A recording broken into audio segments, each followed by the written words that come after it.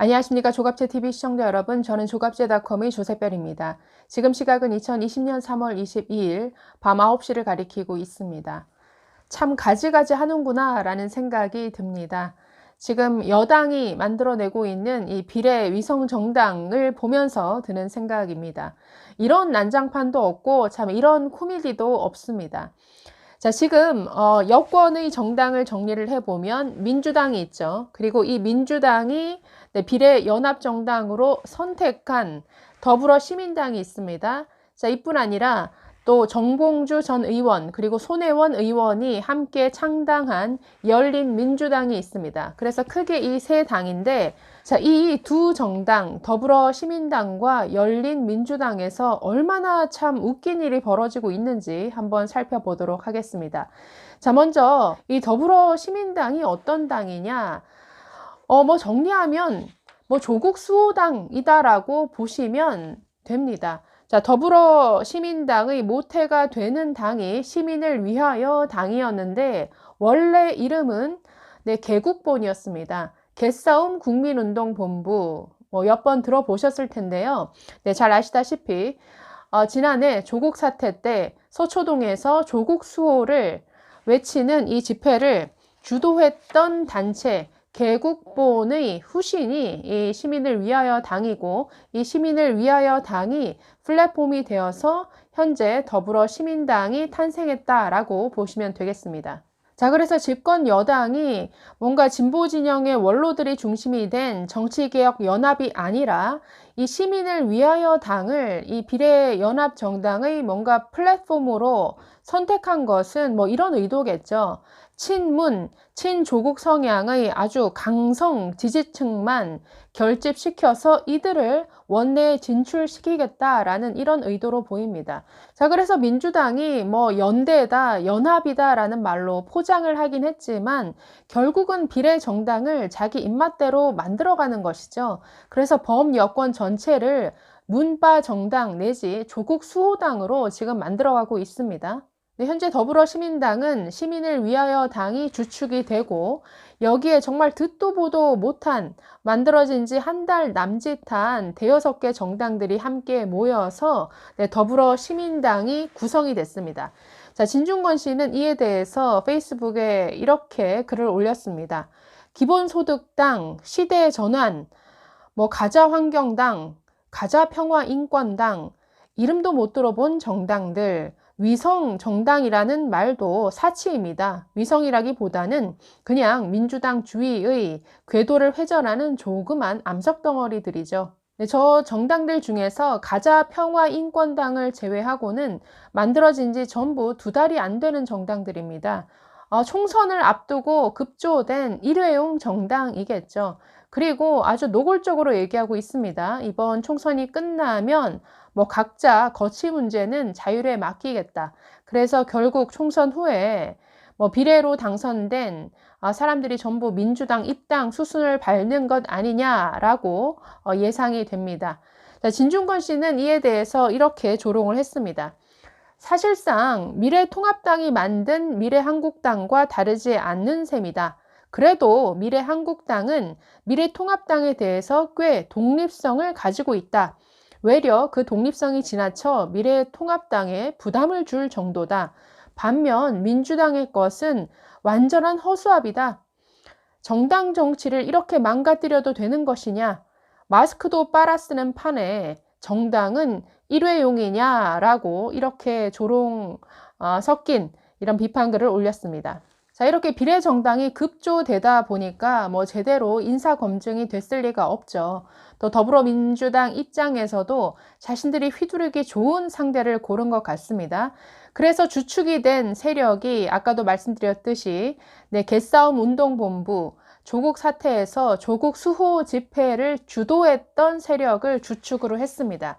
자, 그런데 여기에 함께 참여한 아까 정말 듣보잡 희한한 정당들의 대표 면면도 정말 문제가 많습니다. 이분들이 정말 제대로 뭔가 이성적 판단을 할 수 있는 사람들인가라는 의심이 들 정도인데, 자, 먼저 이 가자평화인권당의 이정희 대표라는 분, 굉장히 글쎄요, 뭐 사이비 교주 같은 이런 네, 분위기를 풍깁니다. 네, 이정희 대표 공식 석상에 항상 저런 한복을 입고 나오는 모습을 봤습니다. 자, 이분이 2016년에 마고력이라는 책을 펴냈는데 여기서 굉장히 황당한 주장을 했습니다. 과거 우리 조상들은 한 달이 28일, 1년이 13개월인 달력을 사용했다라고 주장을 하면서 그 근거로 부도지라는 책을 들었습니다. 이 책은 역사학계에서는 위서로 평가되는 책인데 한 인터넷 매체와의 인터뷰에서 이렇게 주장을 했습니다. 증산의 비기 같은 데 보면 갑오년, 즉 2014년, 이 2014년을 중요하게 생각했다.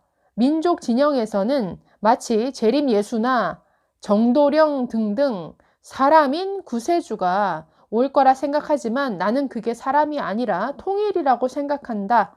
아, 통일이 오려나 보다. 그래서 이 달력이 나왔나 보다. 그렇게 생각했다라고 주장했습니다. 또 다른 위서로 평가되는 환단곡이라는 책에 대해서 이렇게 언급했습니다.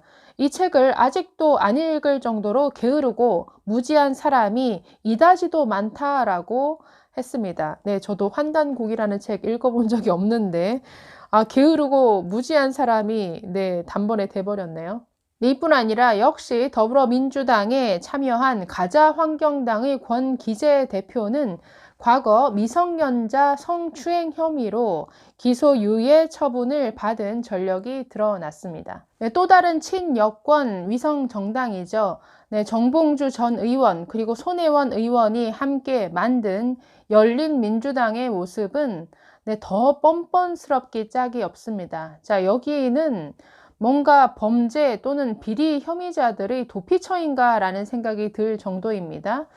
뭐 정봉주, 손혜원 이 두 사람부터 문제가 있는 인물들이죠. 네, 여기에 청와대 공직기강 비서관 자리에서 물러난 지 며칠 되지도 않은 최강욱 전 비서관이 또 합류를 했습니다. 자, 이뿐 아니라 흑석동 부동산 투기 의혹으로 아주 불명예스럽게 물러났던 김의겸 전 청와대 대변인까지 지금 국회의원이 되겠다고 이 당에 합류를 했습니다. 네, 최강욱 전 청와대 비서관은 잘 아시겠지만 조국 씨의 아들에게 허위로 하지도 않은 인턴 증명서를 허위 발급해준 혐의로 검찰에 의해서 기소가 됐으나 50일 넘게 그 자리에서 물러나지 않고 버티다가 며칠 전에 물러났는데 이 열린민주당에 참여해서 국회의원이 돼볼 생각으로 사퇴를 한 모양입니다.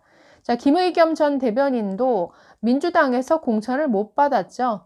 민주당에서 국회의원 되는 길이 막히자 우회해서 이 열린민주당에 비례로 나서 보겠다라는 이런 욕심을 가지고 여기에 참여했습니다. 진중권 전 동양대 교수는 3월 21일 페이스북을 통해 이렇게 비판을 했습니다. 가지가지 한다. 김의겸은 부동산 투기 의혹으로 탈락. 손혜원은 역시 부동산 투기 의혹으로 탈당. 정봉주는 키스 미스로 탈락. 정봉주 전 의원은 몇 년 전에 여의도의 한 호텔에서 여성 기자를 성추행한 혐의로 고소를 당했었죠. 자, 그래서 키스 미스로 탈락했다 이렇게 표현을 했습니다. 최강욱은 사문서 위조로 기소. 그 밖의 인사들은 공천에서 탈락. 이분들 어차피 총선 후에 모두 민주당으로 복귀할 겁니다. 그럴 거라고 벌써 공언까지 하고 있죠. 결국 유권자들 눈에 안 차는 후보들 의회에서 다시 받아들이는 셈이죠. 공천에서 떨어진 후보들 패자 부활전 시켜주는 정당은 처음 봤습니다. 열린민주당은 자격미달 후보들에게 열린 민주당, 한마디로 잘린 민주당입니다. 즉 여기저기서 여러 가지 문제로 잘린 사람들이 모인 곳이다, 뭐 이런 뜻인 것 같습니다. 변변한 견제 세력이 없으니 막 나가는 거죠. 지금 이렇게 범여권에서 벌어지고 있는 이런 추태, 이런 막장 드라마는 사실 모든 게 선거법 때문이죠. 지난해 연동형 비례대표제 도입을 밀어붙이면서 이 민주당이 내세웠던 명분은 이런 것이었죠. 국민의 의사를 더 잘 반영하는 선거제다라는 이런 명분을 내세웠습니다. 각 당이 득표율만큼 사표 없이 의석을 골고루 나눠 가져야 그게 좋은 선거제다라는 이런 주장이었죠. 그러나 사실상 지금 연동형 비례제는 지역구에서 많은 의석수를 차지한 이 거대 정당들은 절대로 이 비례대표에서는 의석수를 가져갈 수 없는 구조입니다. 비례 위성 정당이 나올 수밖에 없다라는 지적이 통과 전부터 아주 여러 언론을 통해서 전문가들이 지적을 했었습니다. 네, 그러면서도 야당 탓만 했지 정치판을 이런 뭐 떴다방 수준의 난장판으로 만든 것에 대한 어떤 사과도 하지 않았습니다. 네, 2020년에 우리나라 이 정치의 모습이 정말 3류, 4류가 되어가는 아주 한심한 모습입니다. 여기에 집권 여당이 앞장선 셈이죠. 네, 감사합니다.